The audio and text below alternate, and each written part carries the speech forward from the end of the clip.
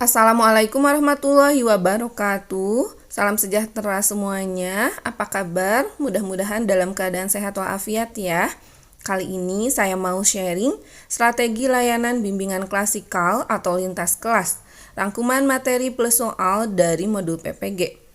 Baiklah, sebelumnya jangan lupa like, share, komen, dan subscribe. Konsep dasar layanan bimbingan klasikal atau lintas kelas. Permendikbud nomor 111 tahun 2014 menjelaskan bahwa pelayanan dasar diartikan sebagai proses pemberian bantuan kepada seluruh konseli melalui kegiatan penyiapan pengalaman terstruktur secara klasikal atau kelompok yang disajikan secara sistematis dalam rangka mengembangkan perilaku jangka panjang sesuai dengan tahap dan tugas-tugas perkembangan, atau yang dituangkan sebagai standar kompetensi kemandirian yang diperlukan dalam pengembangan kemampuan memilih dan mengambil keputusan dalam menjalani kehidupannya. Konsep dasar manajemen kelas.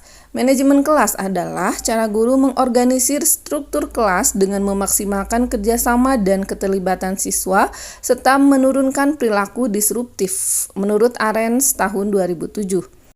Tujuan manajemen kelas, pertama, membantu siswa untuk menghabiskan lebih banyak waktu untuk belajar.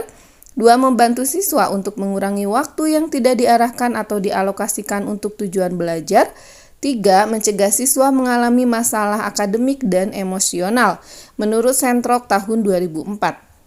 Mendesain lingkungan fisik. Menurut Sentrok tahun 2004, terdapat 5 gaya dalam penataan tempat duduk. Pertama, gaya auditorium, 2 gaya tatap muka atau face to face, 3 gaya offset, 4 gaya seminar, dan 5 gaya klaster. Strategi menciptakan lingkungan yang positif. Pertama, menggunakan gaya otoritatif, 2 mengelola aktivitas kelas secara efektif, 3 membuat, mengajarkan, dan mempertahankan aturan dan prosedur, 4 mengajak peserta didik untuk bekerja sama. Menghadapi perilaku bermasalah, ada intervensi minor, yaitu beberapa perilaku cukup dihadapi dengan intervensi minor atau kecil, seperti bercanda, meninggalkan tempat duduk tanpa izin. Salah satu strateginya adalah menyuruh peserta didik berhenti dengan nada tegas atau asertif dan langsung. 2. Intervensi moderat. Jenis intervensi ini lebih kuat dibandingkan dengan intervensi minor. Strateginya adalah jangan beri siswa kesempatan untuk melakukan aktivitas yang dia inginkan, membuat kontrak perilaku, memisahkan atau mengeluarkan siswa dari kelas, dan mengenakan hukuman atau sanksi. Metode layanan bimbingan klasikal atau lintas kelas. Pertama, metode pengajaran langsung. 2. Metode pengajaran kelompok. 3. Metode cooperative learning. 4. Metode pengajaran konstruktivistik atau problem-based learning, dan 5. Metode kreatif. Pertimbangan memilih metode layanan klasikal. Pertama, tujuan bimbingan klasikal. Semua perencanaan bimbingan klasikal diarahkan untuk mencapai tujuan bimbingan klasikal yang telah dicanangkan. 2. Jenis pengetahuan yang akan disampaikan. Anderson dan Caldwell tahun 2001 menjelaskan bahwa terdapat 4 jenis pengetahuan, yaitu pengetahuan faktual, pengetahuan konseptual, pengetahuan prosedural, dan pengetahuan metakognitif. 3. Pertanyaan, bagaimana siswa belajar? Contohnya, saat siswa mempelajari jenis pengetahuan faktual, maka mereka akan cenderung menjalani proses kognitif yang berorientasi pada hafalan. Sebelumnya disampaikan beberapa metode layanan klasikal atau lintas kelas ya teman-teman. Salah satunya yaitu metode pengajaran langsung. Tahapan pengajaran langsung menurut Arens tahun 2007, Slepin tahun 2018, dan Woolfolk tahun 2008. Pertama, menyatakan tujuan bimbingan klasikal dan perkenalkan siswa terhadap konten layanan. 2. Review pengetahuan prasyarat yang telah dimiliki siswa. 3. Sajikan materi baru. 4. Lakukan pendalaman belajar. 5. Beri kesempatan latihan mandiri. Dan 6. Assess atau uji penguasaan siswa terhadap materi dan berikan balikan. 2. Metode pengajaran kelompok. Pertama, diskusi kelompok. 2. Curah gagasan atau brainstorming. 3. Cooperative learning. Ada beberapa macam strategi pelaksanaan pembelajaran kooperatif. seperti Student Teams Achievement Divisions atau STED, Jigsaw, Peer Assisted Learning Strategies atau PALS, belajar bersama atau Learning Together, investigasi kelompok atau Group Investigation, metode informal atau termasuk Think Pair Share.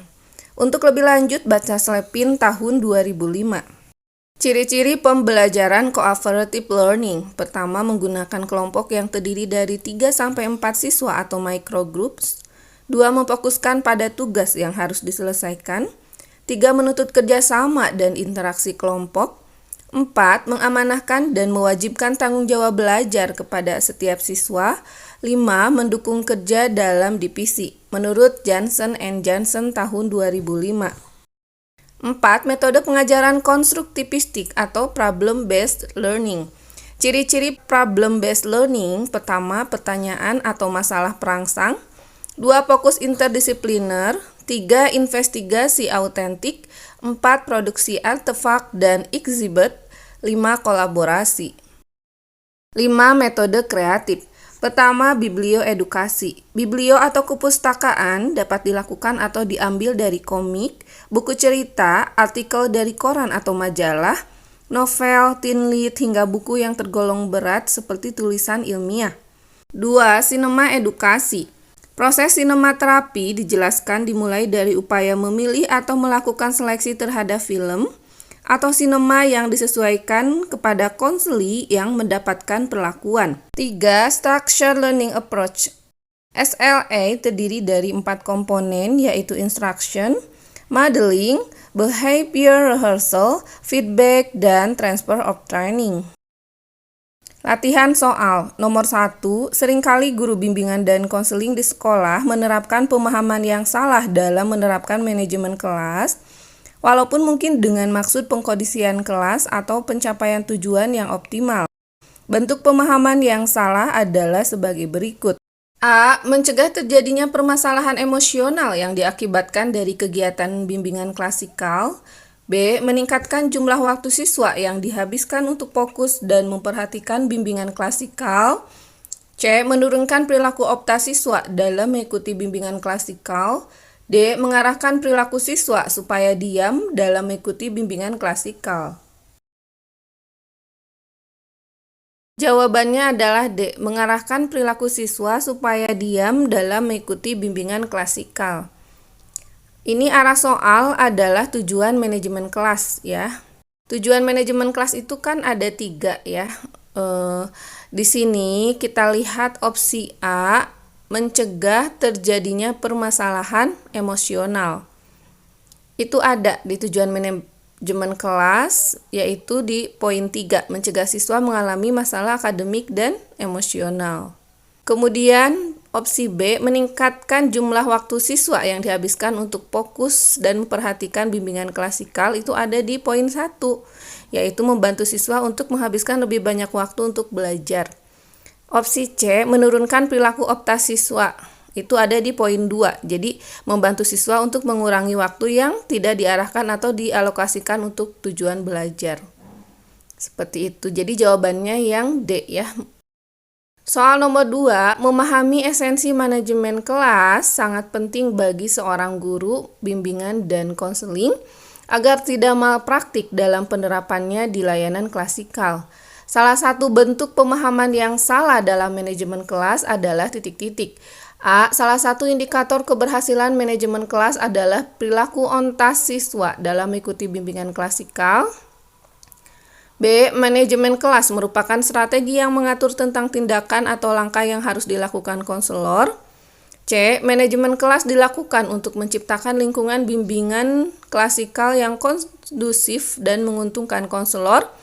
D. Manajemen kelas menuntut konselor fokus pada situasi sosial emosional siswa daripada isi bimbingan klasikal. Jawabannya adalah D. Manajemen kelas menuntut konselor fokus pada situasi sosial emosional siswa daripada isi bimbingan klasikal. Di sini pemahaman yang salah ya yang ditanyakan.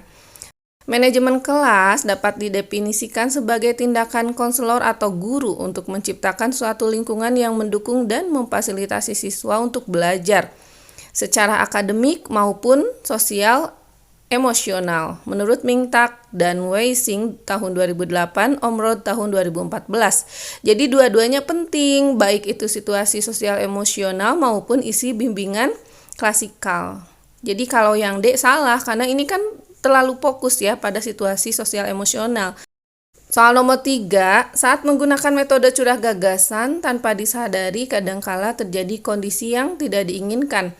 Akan tetapi ada aktivitas yang perlu seorang konselor hindari, yaitu titik-titik.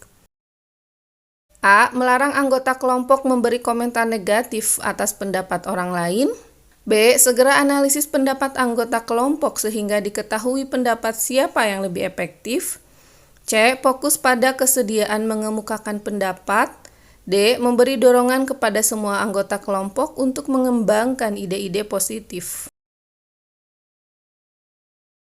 Jawabannya adalah C. Fokus pada kesediaan mengemukakan pendapat. Aturan curah gagasan itu pertama, tidak boleh memberi komentar negatif terhadap pendapat anggota lain. 2. Perhatikan pada anggota yang memberi sumbangan pendapat. 3. Perluas sumbangan pikiran anggota lain. 4.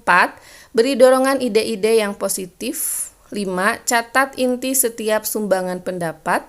Dan 6. Tentukan batas waktu untuk memberi sumbangan-sumbangan pikiran.